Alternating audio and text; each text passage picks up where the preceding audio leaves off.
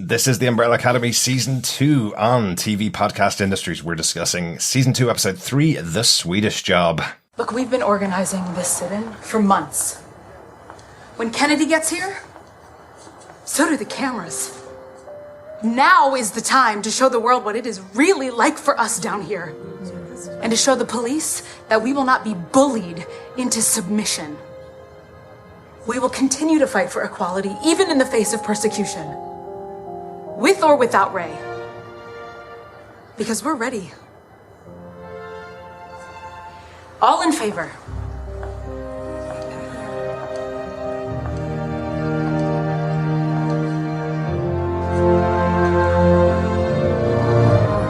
There it is.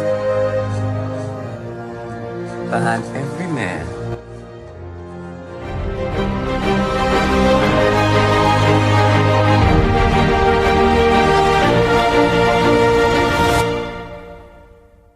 And we're back, fellow Academy alumni. This is TV Podcast Industries. Once again, we're discussing the Umbrella Academy Season 2, Episode 3, The Swedish Job. I'm still your host, Derek.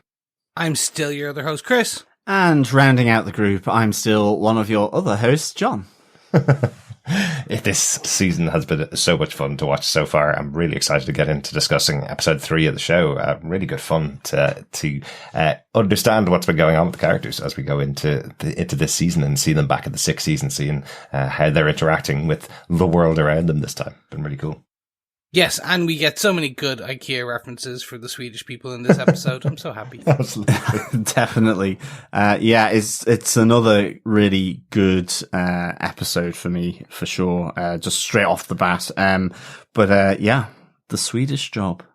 Mm-hmm. They are creepy though. I think it was in the last episode where, we do see him in tight white briefs, which are, dare I say it, a bit like the paint that Klaus goes in to get, are slightly off-white. They are, yes. And for sure. Eggshell. Yes.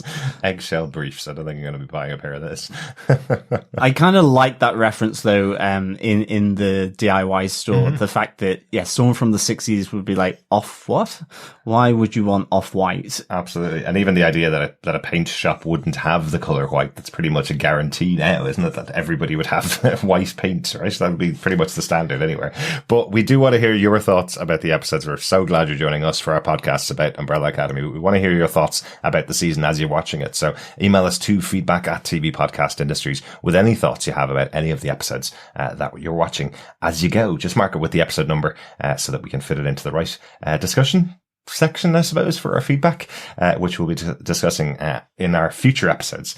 We're watching these ahead of time, so from episode 4 onwards, hopefully we'll have some feedback in from you guys about the episodes. But let's get into The Swedish Job, Season 2, Episode 3. Episode, once again, was directed by the wonderful Stephen Surjik and written by Jesse McKeown. And Jesse McKeown has worked on a number of shows over the years, but the one most recommended to me, which I've never seen an episode of, is a show called Letterkenny, which has a number of seasons. It's a comedy show. Loads of people have been talking about it over the last couple of years, and weirdly, it's based in small town America. And I was constantly convinced hearing about the show that it was based in Letterkenny in Ireland. But just even the people describing that it was about a small town, I was going, oh yeah, the Irish one. But watched the trailer for it when looking up who Jesse McKeown was. And it is based in small town America and does look quite funny. So I have to check that out. Jesse McKeown did 2 episodes of that. So he has worked on Umbrella Academy before in Season 1 as well. But it's, again, first episode for Season 2. Anybody else seen Letterkenny at all? No. No, this is one I'm kind of blank on. I know there's also that New Zealand show, Letterkenny. Oh, is it a New Zealand show? Okay, maybe it is. They all sounded American to me. But I'm almost as bad at hearing accents as you are at doing them, Chris. So maybe that's my fault. Burn. John, do you want to give us the synopsis for this episode? Sure. As the sit-in protest approaches, Allison reconnects with her brother, Klaus. The Swedes chase Vanya into a cornfield, and Luther makes a distressing discovery. Oh, which he covers up by eating lots and lots of berries. I loved that scene. Loved it. So good, so good. As always, we're going to discuss our big moments from the episode, kicking in with our discussion about episode 3 of Umbrella Academy Season 2. And hopefully we'll get to cover everything that happened in the episode. But as always, send us in your thoughts if there's anything we missed out and didn't discuss. Chris, do you want to kick us off with your big moment from the episode? I will happily do that. So my biggest point for this episode is I heard a rumor this will be a tough discussion point. Allison reconnects and then disconnects. So I really wanted to, in my point here, focus on Allison and what happens to her throughout this episode. We do start to understand more about her. She reconnects with Klaus.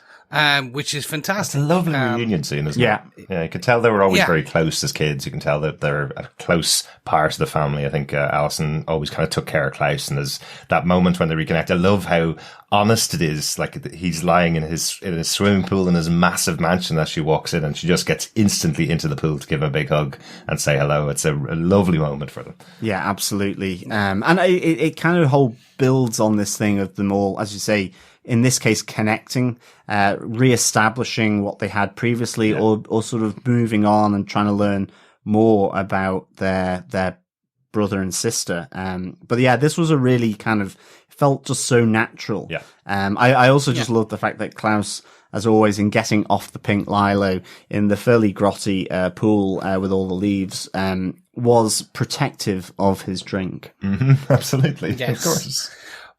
But surprisingly, we do get one key piece at this point, which is she hasn't used her Rumour power up until the end of this episode. That's right. So for the year plus she has been living in Dallas in the past, she hasn't used her power to move forward. So she has met her husband. She has not tricked him. She has not used it. It took her 3 months, I think she says, before she could speak again. Or I know it was a month plus, she says. I think it was like a month or 3 months. I actually almost thought she said a year, but it can't be a year because she hasn't been there that long. So I just can't, I didn't take it down my notes. Yeah, I thought it was a year as well. Yeah. I thought she said for the first year, she couldn't speak or something as vocal cords kind of mended, I suppose. Yeah. But she was the second to arrive, wasn't she? So she's actually been there 2 years. It's Luther that's been there only a year. So that must be it. So she had 1 year where she couldn't talk, and then she met Ray. And I love the way that she says that she doesn't use her powers because she's earned everything that she's got now. So a big contrast really with what happened in the past, where she lost her first husband and her child because she used her Rumour powers on them. So she's not using them anymore, and she's really happy about the fact that she's earned everything she got. I think that's a good bit for her character. It's a really nice touch actually to have from her. And I think Allison really had a great episode here. As you say, I think that's a really good way, Chris, that you say about connecting and disconnecting. She's found out she's not the only one. As we're seeing with a lot of them up from the academy, they're realizing their brothers and sisters are in this world and they're not alone. Yeah. No, definitely. And the disconnect part of this was before we get to the disconnect, we do see that the sit-in, the peaceful protest that she has been organizing with Ray and the other members of the African American community in this hair salon, is a sit-in of the cafe or the diner that she first stumbled into in episode 1 when she arrived, and they pointedly pointed to the No Blacks sign.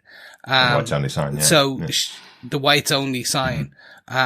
They are organizing a sit-in, before the president arrives of that diner.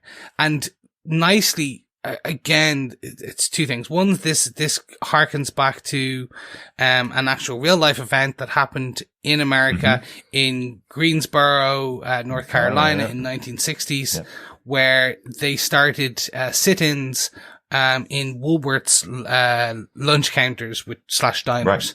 Right. It was called the Woolworth's lunch counter sit-in, or the Greensboro sit-in. So this is a real life event, and it's just that they moved it to Dallas for the sake of the TV show. Or else, of course, Allison may have taken inspiration from the Greensboro sit-ins to tell the rest of her of the black people that she's speaking to tell them this is how you do a good peaceful protest. And she's aware of how much how many cameras are going to be in the area, because she knows JFK's visit coming up is going to be a big moment in history, really, as well. So that scene, as you say, in the barbershop, where they're kind of discussing as to whether or not it's going to go ahead, because Ray, who has been their leader in the past, is still in prison. So that I think is a great scene, especially for Allison, because I love how powerful a character she's become.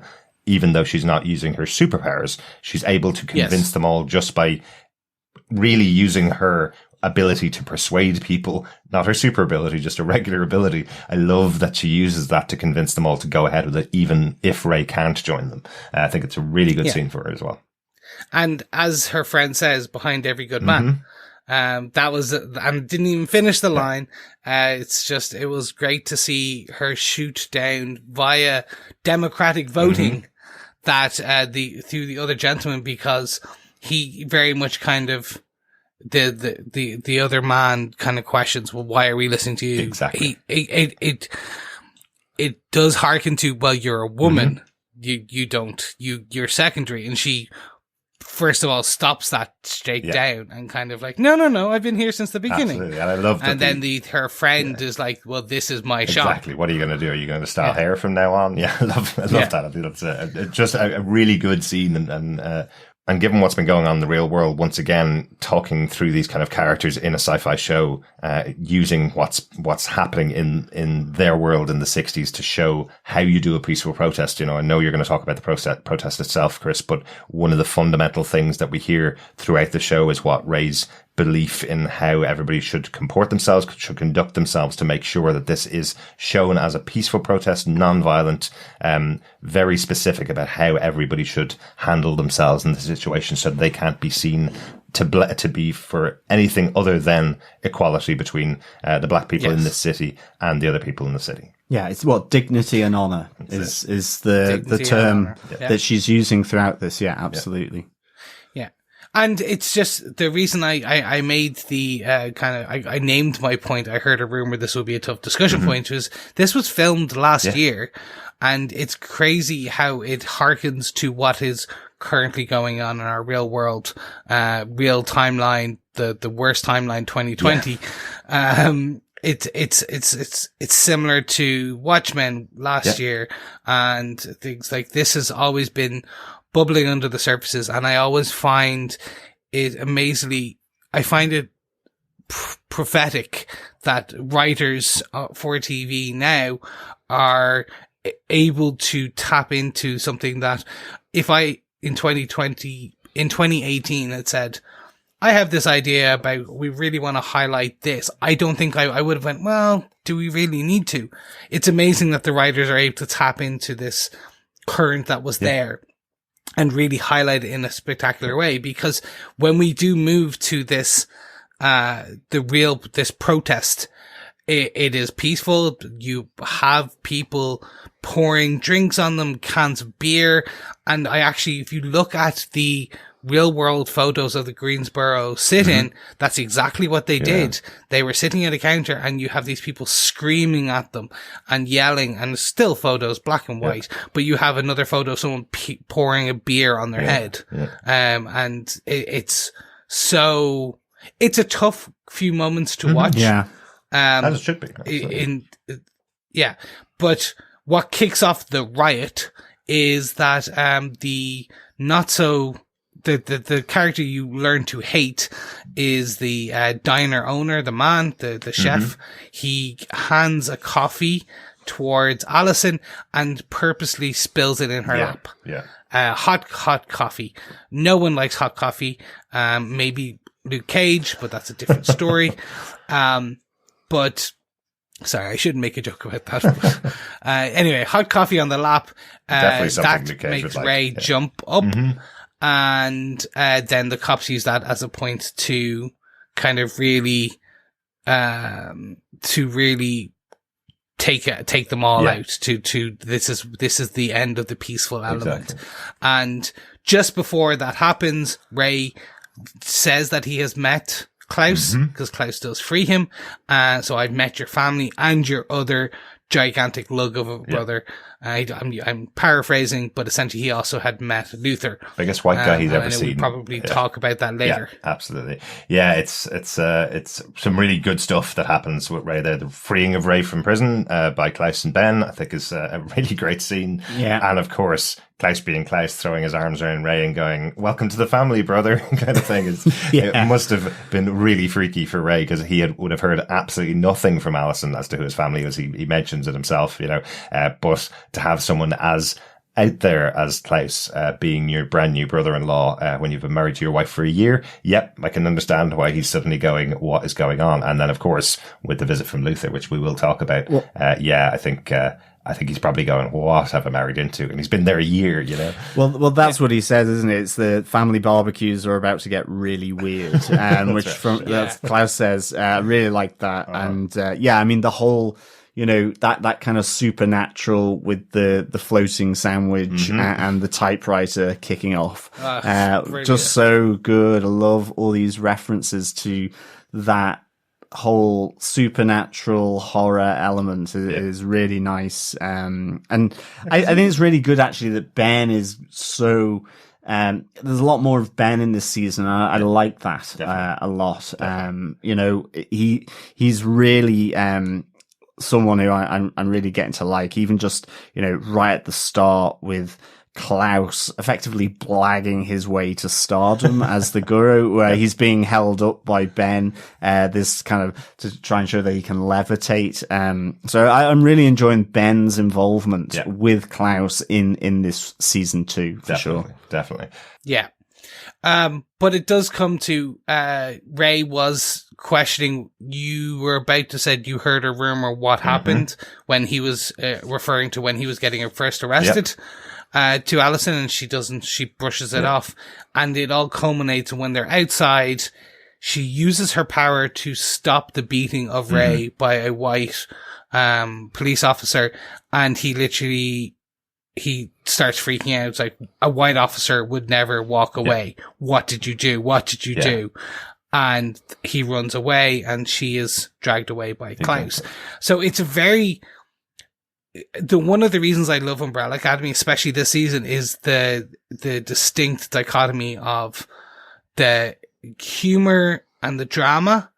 It's tackling some hard issues. It's tackling some serious emotional points with its characters at the same time, at juxtaposition of Klaus doing funny things, Ben hovering and using supernatural powers as a ghost brother. It's just able to do it so well, and it flips, and it doesn't feel out of place. Absolutely. Like, that's my core point, which is you're able to do this, and it doesn't feel pushed. It doesn't feel forced. Yeah, absolutely. And I'm conscious of the audience for the Umbrella Academy being very different to the two shows that we talked about in the last couple of months that were much more aimed at an adult audience. Watchmen, you already mentioned, Chris, which had this as a central core tenet for the show, the racism and systemic racism in the US throughout history being part of that, and of that show. It is absolutely aimed at a much more adult audience. We've also talked about it quite specifically within City of Angels, Penny Dreadful, that we were talking about this year as well. Another show where it had some very heavy moments about racism. But this show is much more aimed at a younger audience in Umbrella Academy, and they've treated it very well, where they're absolutely able to get the point across, but they don't have to go as in depth as we've seen in those two other shows, so this felt much more like, I think Doctor Who did an episode about Rosa Parks a couple of years ago with the new Doctor, where it felt like they were able to talk about this to a younger audience without compromising on their concept and what they wanted to deliver about racism in the US in the 60s particularly. So I have to say, fair dues to them. It's a difficult balance to strike when you're trying to get across how difficult it must be for people living in an area where they're not allowed to ride the same bus as other people, where they're not allowed to drink out of the same water fountain as other people, not able to go into a diner and get a cup of coffee. I love the line that each one of them says as they arrive. Allison walks in and says, "I want to be served. I have a right to be served." And each one of the other black members of the community who walk in after her says exactly the same line. That is their line. "I have a right. I belong here," kind of thing. So I think it's a really well judged piece of writing for those scenes. Definitely. Yeah. 100%. But where this goes from now, is the dam broken? Is the Rumour, her Allison's secret superhero name, or not so secret superhero name as the Umbrella Academy child? Is she back? The one question I do have, and I'll kind of finish my point on this, is will we see the superhero Avenger style usage in the last episode? So basically from the first episode of this, we see all of the characters doing their thing when 5 jumps into the future, 10 days or 9 days from now, or from this point.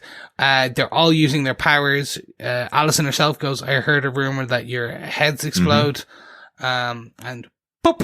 So will we get to a point where everyone is using their powers as much as that? Because I think that was one of the greatest parts of this season so far, and I want to see. So now the dam is broken. Will she continue to use her power, or will there be a bit of, I should never use it because my husband doesn't love me, and because I'm using rumors? Yeah.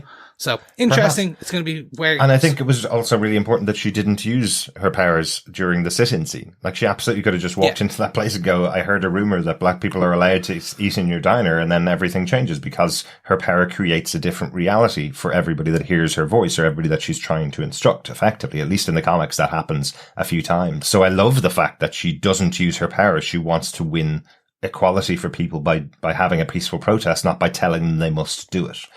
So I think that's a conscious choice by the writers. It is, it is really interesting, because I kind of went down the thought process after watching the show with, can you imagine if she used her powers against kind of all the, when I say all the bigots and racists, I mean like the head of the KKK, or to, all these key people on the other side of that fence. I just thought, that'd be interesting. It is a bit, it's the same as Diego wanting to slit Hitler's throat with a butter knife. But I thought that was kind of, because that's the juxtaposition of what she's doing. And I think it gives what she does here, that power. And I think that that's what's really good when she has that moment to say, I've earned everything. And that's including this protest. Exactly. I think, but at the same time, I feel really sorry for Allison here, just with, obviously with Ray finding out about her 2 brothers, which he's kind of trying to wrap his head around, as well as then hearing, I heard a rumor. Yeah. And I really felt for Allison, where it feels like it's going to the same point here, at least by the end of this episode, that Ray is probably going to, has got huge doubts about her all of a sudden, in the same way that her husband from the first season, didn't want anything to do with her after finding out about the power that she has to influence people. Or the power that she used. Or the power that she used. Exactly. Yeah. And I think it's important that, as I say, it's a conscious choice of them not to have her use her power, because this is the thing that people always struggle with. If I just tell people not to be racist, they won't be racist anymore. Well, that's not the case. They are racist. They need to learn themselves that being racist is wrong. So if Allison had used her power and changed the entire course of human history because she used a superpower to change people's hearts and minds, well, that's not real change. That's not real acceptance. And she knows that in the back of her mind. She knows, I can't just tell people, they have to choose for themselves that what we're doing here is wrong. Absolutely. So it's a proper conscious choice and a great idea for the show, because you're right. You could have suddenly developed this lovely alternate utopia caused by something that Allison the Rumour said, but that's not real history, and that's not real change. It's an alternative on the using of time travel to go back and take out key kind of sort of nasties, really, in that sense. So that's what we said in that kind of exploration of time travel. It is, but what about all the good things that came out of even someone as horrific as Hitler has allowed people to learn how horrific things can be, so that things don't get that bad again. So if you take him out, do people learn that lesson, or does somebody else rise in his place exactly as bad? So it's a really good moment with Allison, and it is really tough for her. The only other thing I kind of was thinking on this is Ray, when he hears her do it, this I heard a rumor with the cop as he's being beaten, he does also mention that, that she said it twice at home.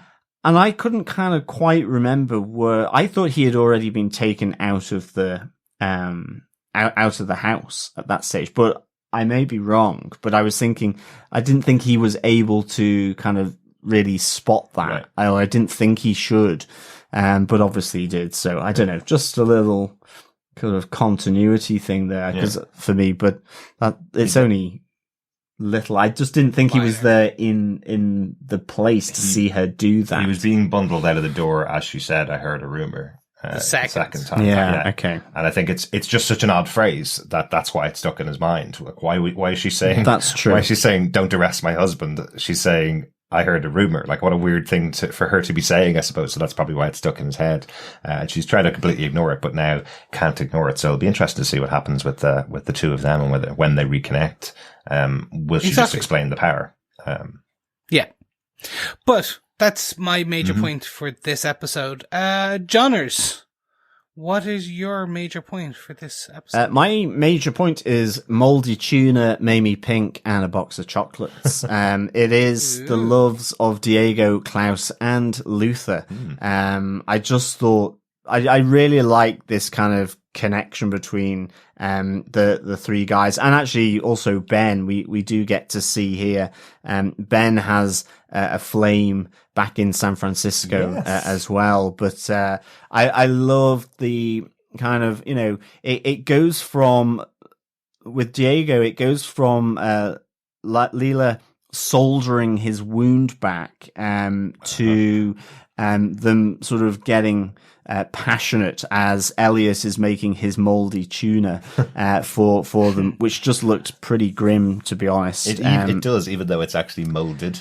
Tuna. Yeah, no, exactly. It's a mold. It's tuna in a mold in gelatin, and it just looks absolutely foul. But I love this kind of, you know, that the passion is developed through pain between Diego and Lila here, right. And I kind of really like that with the cushions being thrown at the glass as Elliot is putting the final finishing sort of touches to his moldy tuna, and then his bed as well. I couldn't I couldn't get that out of my mind. He's been held captive by these people. They've moved into his house and they're having sex in his bed while he's supposed to be cooking them dinner. You know, you can see it on his face where he's like, "Oh, what do I have to put up with these aliens?" You know, which is effectively what he still thinks they all are. I also like the fact that when Diego kisses Lila, she slaps him back and he goes, "What are you doing? I don't understand you at all." And then they have sex. Yeah, she is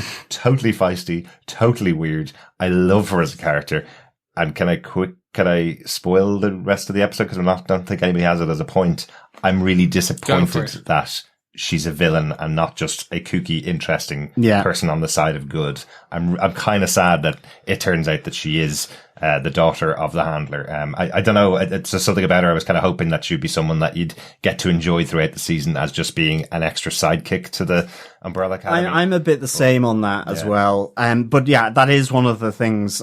Is she is the handler's daughter. And I mean, yeah, I kind of wish she was just independent of anything to do with either, you know, the Academy, the Seven, and also the Commission. I would kind of prefer that. I'm hoping now that we do have this reveal that she's the handler's daughter, that she is not going to play the game, but it seems like they have a pretty tight relationship, to be honest, Lila and her mother. So, I'm hoping she breaks away from that, or there's something, around, what, her mum is asking her to do that she doesn't want to, that maybe she has possibly gotten a soft spot for Diego. I just think her reaction when she gets into that hotel room and that really soft bed and gets herself some takeout because she's had to live in the squalor that she's had to live in to get close to Diego, you know, get that feeling that she's definitely the handler's daughter. She's willing to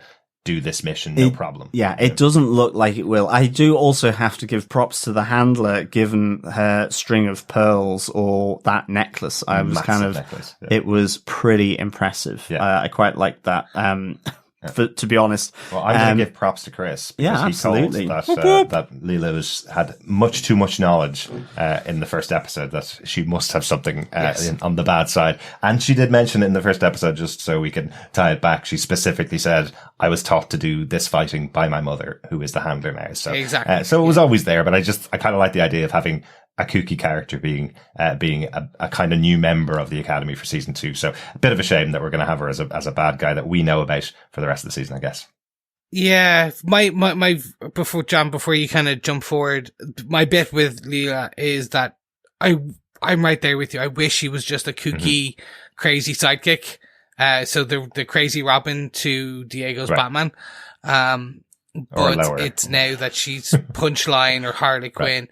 So I think if anything, they may go down the Harley Quinn route, which is she is the bad person to a point, and then something happens. Her mother leaves her. Her mother tries to kill her or stabs her to get to the Umbrella Academy. Very much the Harley Quinn is now an anti-hero working with Batman in the comic books. It's that kind of, at a certain point, you twist the character from an anti-hero to a hero, even though they still kill and are crazy.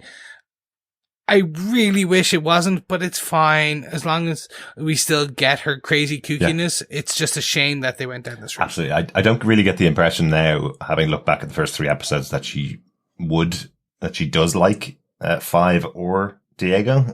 Now, seeing that she's on the other side, I don't think she has any actual connection with them. I do feel like she's just going to be bad. Yeah. John, that's kind of your first part of your point is moldy tuna.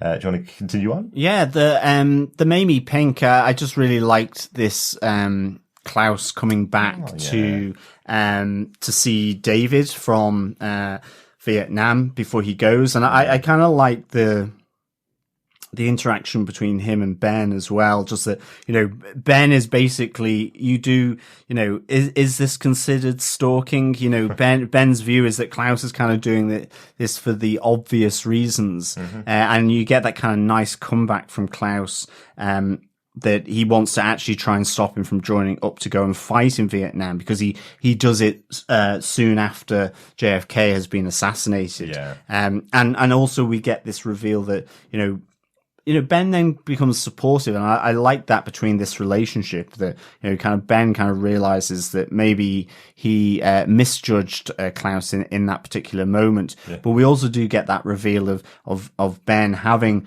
a crush on one of the ladies that we see right at the start in the Klaus sort of passion wagon, I suppose, before in San Francisco. Yeah. And that, he's kind of feeling resentful to Klaus for having come back to Dallas, but it's almost for the same reason that Ben wants to go back to San Francisco, and he recognizes that. So I just really, really like the just pure awkwardness of Robert Sheehan here as Klaus in the DIY shop. It is really kind of cute and nice. That, he's so awkward. There's Ben sort of speaking over his shoulder. All I can think of is that Dave is looking at him going, who is this weirdo, in a sense? He asks, are you all right? So I just think this is really a nice moment here. Did you notice the little touch from Klaus, that he's trying to be impressive to Dave as well? Because he's saying he's not looking for paint for his house. He's looking for paint for his upstairs second bathroom, just to prove I live in a mansion. I'm really rich. It's like he is still trying to be impressive to Dave, even though I don't think he actually is intending to rekindle their relationship in any way. I think he is genuinely trying to save his life, which is really important to Klaus. But I think it might be a little bit of column A and column B, to be honest, but a little bit. But I do take Klaus at his word that he's trying to save him. And as you say, that moment in the car with Ben where he's going, if you just left me alone for 5 minutes, I might be able to save this kid's life. And it's something that feels like a mission for Klaus. Klaus was a very lost character in the first season until he was sent back to Vietnam and met Dave, the love of his life, and now here he is trying to save him from death. I think it's something that Klaus hasn't had the ability to do in the past, especially these 3 years that he spent as a guru with everybody worshipping him actually going on a mission to save somebody else's life feels like his first real proper moral choice that he's made in the show. Yeah. I don't know. I think it's a really good scene though. You're right. And also that gag in there in the shop that they don't have any white paint at all. Like, what shop wouldn't have any white paint to paint a house? It's like, that's why he gets offered the Mamie pink.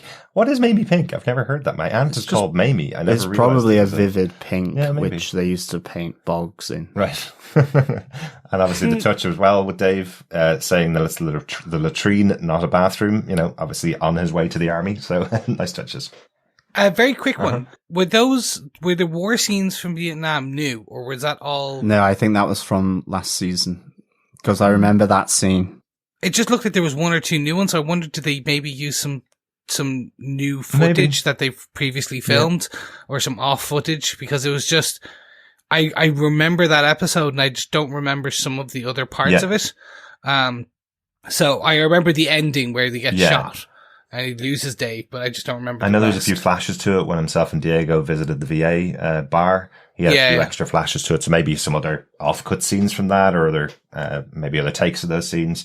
But definitely fit in with that footage. So no specific conversations back from Vietnam. So yeah, and then of course, like, there's Luther here, which it's more that we see him jogging and he kind of thinks he's seen Allison. I suppose the thought that he knows that Vanya and number 5 are here, then, he asks his boss to try and track down Allison Hargreaves. And, I kind of just like the fact that he turns up with chocolates to her house, and then is immediately confronted with the reality that she's married to the guy who's speaking to her, and she's not home. And, I think, again, it's just that other downer for Luther. And I think his kind of chocolate comfort eating, and the meltdown that he kind of has at Ray's kitchen table, is just really good. The whole speaking with his mouth full, and it's like, yeah, I'm really happy. It was so well done by Tom Hopper, that I just thought it was really nice. And of course, leading him to kind of throw that match for his boss, Jack, that idea that, he just is now wanting to feel pain. So I thought that was really kind of a nice little bit of development for Luther. That scene of eating the chocolate was fab for me. It was really funny. Lovely directorial touch from Stephen Surjik in the scene where he gets punched and flies backwards and he sees the moon above him as he falls to the ground. I think that was a lovely touch, because it's almost like he's saying, I wish I was back there. I know I was lonely up there for 4 years on my own, but at least I wasn't hurt by Allison, kind of thing. I think it's all in just one scene and beautifully captured. Yeah, and he had a purpose, even though he didn't know that it was meaningless. He had a purpose, and it feels, I think kind of what I was mentioning in episode 2, you get the sense he's lost. He feels he doesn't have a purpose. And this is again another kind of nail in that coffin, really, that actually Allison seemingly has gone off and found a purpose for herself with someone else. Maybe hasn't come looking for him and that kind of thing. It's all sort of just more mounting pressure for him. Yeah, exactly. And we did hear in episode 1 from Elliot that he came back regularly to that alleyway and called out Allison's name over and over again, waiting for her to come back and save him. And now he's kind of resigned to the fact that he's alone.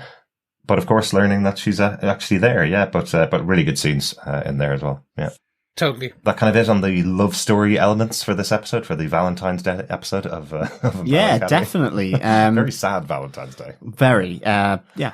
But Derek, what's your big point? I think just the Swedes. It's the Swedish Job is the name of the episode. The Swedes attack on Vanya in this episode, because we see Vanya's powers are still there, even though she doesn't remember them. We see them for the first time in this episode as she's under attack. Yeah. Very similar to what happened in season 1 when she discovered her powers for the first time. It's here that we have them attacking her in the cornfield.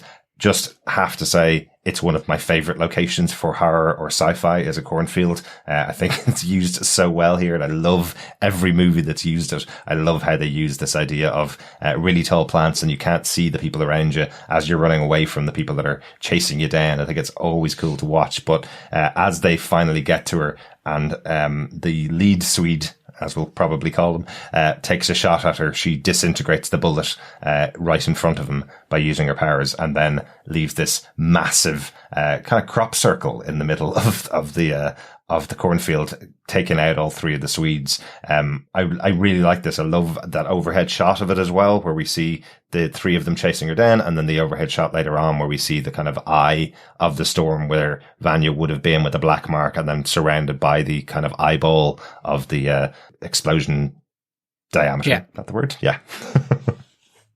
Do you think that's a joke on a crop circle? Yeah, definitely. Yeah. Absolutely. Yeah, okay. So she is the originator of crop circles. It's I think we're going to get all those funny type of kind of like hints at aliens, every stuff that we know that originated in the 60s that they were the cause of. And it links to the UFO and the flying saucer. It's that idea of that 60s, the UFOs, the crop it came circles from outer space. Yeah. So exactly. it's a really good visual seeing it from above. Although whether it looks like an eye or a nipple, I don't know. Just because it's got that crater. I don't want to know about your inverted. Well, nipples. it's got that crater. It's got that crater Ooh. in the middle, so it kind of looks like an eyeball, or maybe an umbrella from above, maybe. Oh, possibly, there you go. yeah. Weirdly, we saw an interview this week with some farmers in the UK who've come up with a way of planting an entire field by computer to make a crop circle or make a maze. I think it was that they were doing a maze. Yeah, a maze. That's it. So they effectively program in their design into a computer and let the seeding system drive back and forth across a field, and then 2 or 3 months later, suddenly the field grows into a maze. So you can now make crop circles from scratch like that. Well, so and you don't need superpowers; you just need a computer and a good machine. Well, and there was the whole hoaxes as well from, I think it was late 70s, early 80s. I can't remember their names, but and the movie Signs. Yeah, but there was the whole thing that actually then you just had a lot of hoaxers going out and doing crop circles or different patterns, more elaborate patterns, to build on the kind of mythology. Were they patsies? No, I definitely think they owned up to it. I can't remember their names now, but it's just that really nice kind of little conspiracy and hoax element to it. Absolutely. Yeah, absolutely. No, I definitely think they owned up to it, but I do think in this scene here, we have the Swedes taking their opportunity out to try and take out Vanya. Now that she's powered up, probably not going to have another opportunity to take her out, I would say. If they've survived, I presume they've survived. We didn't see any of them die, but just we see her in the aftermath. We see her curled up in a ball, and Five's the one that finds her. We don't know whether they've survived this Swedish Job, effectively, but I guess we'll see that in a future episode. But will they ever get another opportunity? Will anybody ever get another opportunity to take out Vanya now that she knows she has powers and she is massively powerful again? But does she? Because she does say, like, what happened here. It's like she's absolutely has no kind of recollection, even in that real short-term memory, that she was the one behind that. Yeah. Which is kind of interesting, because certainly when you couple that to number 5, as you say, giving her potted history. Yeah. Yeah, exactly. Well, that's kind of my other point about this was that conversation between Five and Vanya, where he blankly tells her, very sterilely tells her the history of the Umbrella Academy and her involvement and the superpowers that she has. And you kind of wonder, yesterday this was a woman that was taking care of a special needs child in a home with a family that didn't know her. She didn't know anybody at all. Nobody knew her name. And then today she suddenly learns all about the superpowers that she has, and that she lives in a family of superpowered people, and that she has a massive power, all told to her by this guy that she's never met before, a kid who looks 13 and is actually 60 years old. It's kind of, I love that scene because once again, it's delivered so well by the character of Five. Yeah. No, I also like that he gives her the sanitized version of the apocalypse. Mm-hmm. What caused the apocalypse? An asteroid. not that she caused the That's apocalypse. true, yeah. So I think that will come into play later when one of maybe Klaus will let it drop in or something like that, or Allison will turn against her, and kind of go, why you caused it, and that will cause an element to it. I do think that's Can I just ask that question again? I know we talked about it in our season 1 review. Did she cause the apocalypse, or was it the rest of the Umbrella Academy trying to stop her from causing an attack on Earth that led to the apocalypse? Because that's kind of the feeling that I got. I got that it was Luther, Diego, Five, and Klaus and Ben all attacking her that shot her powers at the moon, which ended off causing the apocalypse. Whether she would have actually created the apocalypse if they hadn't attacked her then, maybe. But by it shooting her powers at the moon and cracking off a section of it coming back down to Earth, I think all of the Umbrella Academy were responsible for the apocalypse, trying to stop what they thought was her causing the apocalypse. Would that be? Yeah, definitely. That would be correct, but that's like history is written by the victors. Absolutely. And they jumped right out of history and went back in time. Exactly. So it's kind of potato, potato. Right. Whatever way you want to kind of like. So potato and tomato are actually two different words. They certainly are. So exactly. So it's two different viewpoints, if you will. Absolutely. But of different things that would be. Yeah. Yes, exactly. Tomato, potato, tomato. But yeah, no, I think that was brilliant. And again, I just need to call out how much I love number 5. Just his character in this. It's again, the actor plays that 50-something-year-old man so well. Really does. You know, you would have that curmudgeonly old kind of mentor guy in a lot of films and stuff. I'm waiting to rewatch Highlander with Sean Connery. Okay.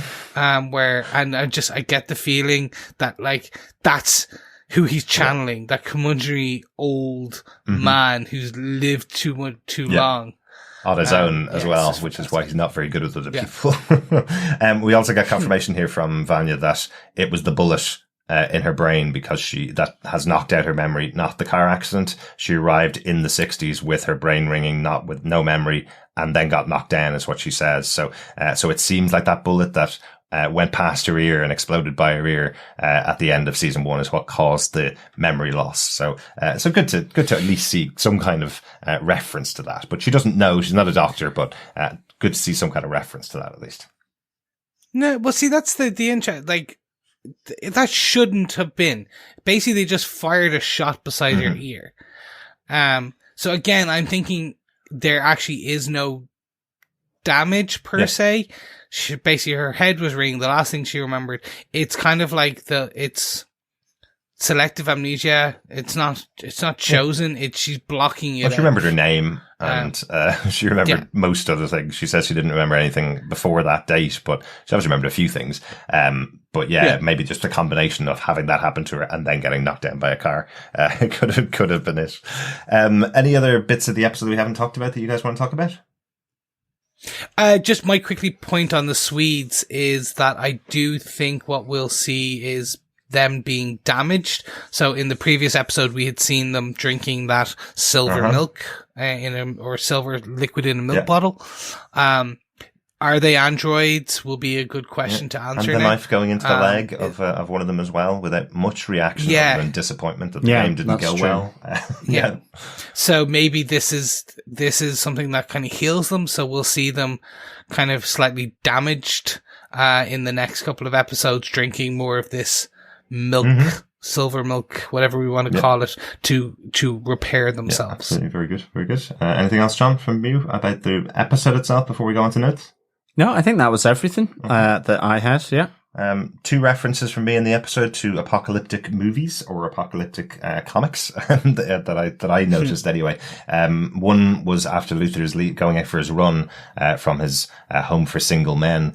We have a guy standing outside, homeless guy. I thought it was the same homeless guy from episode 1, but it's not. But he's holding up the "End is nigh" sign, which I take as a reference now anytime I see it to The Watchmen. But I'm sure The Watchmen was referencing people holding placards saying "the end is nigh." I take it as The Watchmen now at this stage. So I think that's their reference in there to the Watchmen. The other one, and it's a little bit obscure, but I think if you know film well, and I know Stephen Surjik knows film, I think it's a reference to the very apocalyptic 12 Monkeys, where we have Elliot sitting, reading the paper and eating his breakfast and a magnifying glass over his mouth while he's eating. It's just a very specific scene that's in 12 Monkeys. You have all of the scientists who are sending Bruce Willis's character back to find out what happened to cause the apocalypse. They all have magnifying glasses over their eyes and mouth while they're having that conversation. I don't know. I'm sure it was just a choice from Stephen Surjik, but I think it was a reference to 12 Monkeys there. So that's my apocalyptic references for the episode. Nice. Makes sense to me. Johnners, anything else? The only note is just as we were talking, I just looked up. The pranksters were Bauer and Chorley, who claimed to have done about 200 crop circles with planks of wood, string, and all this. That kind of then created this whole crop circle artist craze where people did more intricate kind of stuff. Like you, as you say, to the point now where it's tapped into a GPS, and the seed planting. Mm-hmm. Yeah. So, yeah. Absolutely. Yeah. That's really cool. One final thing, I'm slightly disappointed also about, where Lila goes into the pet shop, and all that actually happened was that her mother left the key to her hotel room in the fish tank. It wasn't to do with the fish being connected to a speaking fish or anything like that. There was no supernatural or sci-fi things that were going on there. It was just that she stuck a key into the box. I don't know why I was disappointed. I was just expecting so much more, probably because we had a talking fish in the last episode. I was expecting that the instructions were left kind of Mission Impossible style, where she would go in late at night and the fish would tell her instructions. Is that me being weird, or has the show just led me to that after episode 2? It seems plausible. No, I think it's just the show. Yeah, okay. I think it's question everything. The truth is out there. Just didn't expect it to be in the box in the fish tank. Anyway, maybe there's me. That's it for our notes. What did you think of the episode overall, John? Yeah, I really liked this episode. I liked how it was starting to come together. I give this 4.5 dicks, drugs, and debutantes out of 5. I loved how it kind of all started coming together. I think, with Allison's moment, which was really kind of such a big moment, and this both being happy and distraught through her connections and disconnects, as Chris was saying, really, really good. I love this. The exploration of the different loves of Diego, Klaus, Luther, and also to some extent Ben, and the Swedes and Vanya getting another piece of the puzzle, or dare I say it, the whole puzzle from number 5, with him really, as you say, giving an entire potted history. But, she's still a bit in the dark here, mm-hmm. I think. I was surprised this idea that she just didn't quite recollect her crop circle, art, and in terms of repelling the Swedes, and to see what effect her power has had on them. So really enjoyed how this was going, and I can't wait to get into, what is it, episodes 4, 5, and 6 now. Those will be our next ones. Yeah. Chris, what did you think of this episode? I'm overall very happy with this episode. I'm slightly disappointed. I'll reserve final judgment in Lila, in how they chose to go with that. I believe in these writers. If they're choosing to show her, kind of two-faced, elements already, then there's probably a reason. But I can't see why. So I'm interested to see how that all kind of expands over the next while. I think one of the core and key things that they're going to do is I think they will hopefully explore this kind of the history of African Americans in the 60s. I think that will be tapped into more with Ray being there with Allison and the fallout of her using her powers. But I think they'll do that. They may not. This may be the end. There may be one more episode with Ray, and it's the breaking, and then that's the heartbreaking for Allison, and we have to build her back up. So let's see. But overall, really enjoying it, loving what they're doing with this, and loving all the cheesy references. It's just so much fun. It really reminds me of, there was a game called Destroy All Humans, set from the early Xbox, and it's actually even now on, it's being re-released. But it's fun to see that kind of, I don't know, the 60s, the retro kind Aliens of attack. the time. Even the music is fantastic. Yeah. Music from I just Definitely agree. throughout all time in the episode, but that's because they're time travelers. They could use whatever music they want to use, really. But I love that opening with Benny from Boney M as the song that was playing all the way throughout Robert Sheen's place. Definitely the cult leader. Really good. Yeah. Absolutely. I remember as a kid, I absolutely loved. I think it was from the late 50s, but it was called The Invaders. It was about aliens that took human form and was spotted by one. And it was like classic circular UFO. I think it was in black and white, actually. Or no, maybe not. But anyway, that whole vibe of that 60s feel is just really good. And certainly the sci-fi stuff I'm really enjoying. Definitely. Yeah. Derek, those are my thoughts. What about you? What did you think about this episode? Really enjoyed this episode. As I said, the pitching of of what the story they're trying to tell to the audience they're telling it to, I think is really well handled. We've seen a number of examples talking about systemic racism in America in the shows we've covered. Really important topic to get across, and really important that it's in, if it wants to be talked about, that in these types of shows, that it's pitched in the right way to the audience it's looking to speak to.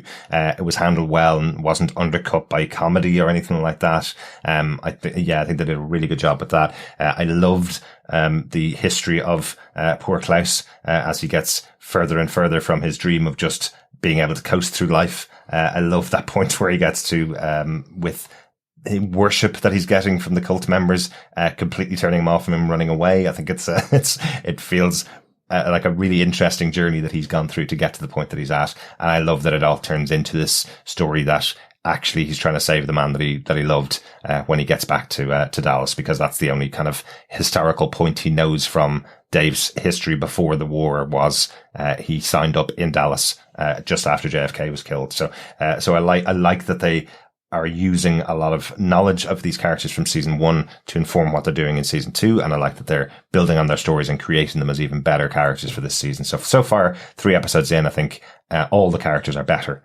for this second season. So, yeah. Yes. Agreed. John, let's get back over to our pub quiz at the Carousel Club. Yes. Welcome back, fellow Brolly Dollies and Academy alumni, to the Carousel Club Pop Pub Quiz. Yes, we're on to episode 3. You can send in your answer to the question to feedback@tvpodcastindustries.com. The question is, what is the name of the pet shop that the handler goes in to in 1963 to leave her message for her daughter? Ooh, yes. Very good. Very good. That's on the front window. By this stage, 3 episodes in, to your listening to the podcast, I should have it up on the website, tvpodcastindustries.com/UA pub quiz. And you should get the questions that we've asked so far on this season. Pop over there. John, do you want to get into the question one more time? Sure. What is the name of the pet shop the handler goes into in 1963 to leave her message for her daughter? Excellent. Yep. Pop in the answers to all the questions. The person who gets the most answers right will get some Umbrella Academy goodies at the end of the series. Yes, they will. But gentlemen, we have come to the end of episode 3 of Umbrella Academy. Listeners, fellow Academy alumni, thank you for joining us. We hope you stay subscribed to the podcast, and if you enjoy what you hear, why not share it with your friends? Go find fellow classmates and share the podcast, because sharing the podcast is sharing the love. Don't forget, you can subscribe over on tvpodcastindustries.com and all good and evil podcast catchers, as well as Google Podcasts, Apple Podcasts, etc., etc.